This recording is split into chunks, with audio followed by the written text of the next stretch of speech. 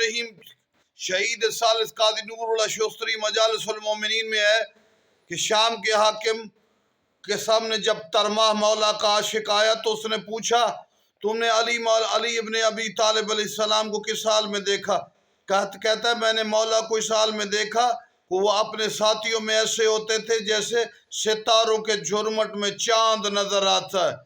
کہا میں نے علی کو شجاعت کی اس بلندی پر دیکھا۔ ترماہ بتا رہا ہے علی کے دشمن کو کہ میں نے علی کو شجاعت کی اس بلندی پر دیکھا کہ کوئی بھی لشکر اگر علی کے مقابلے میں آ جائے تو شکست فاش کھائے گا، کوئی بھی مضبوط قلعہ علی کے مقابلے میں آ جائے تو ٹوٹ کے منہدم ہو جائے گا، کوئی بھی مد مقابل علی کے سامنے آ جائے۔ ترماہ قصیدہ پڑھ رہا ہے دشمن کے دربار میں، تو کوئی مد مقابل آئے تو علی اس کی روح سلب کر کے اسے جہنم میں پھینک دیں گے۔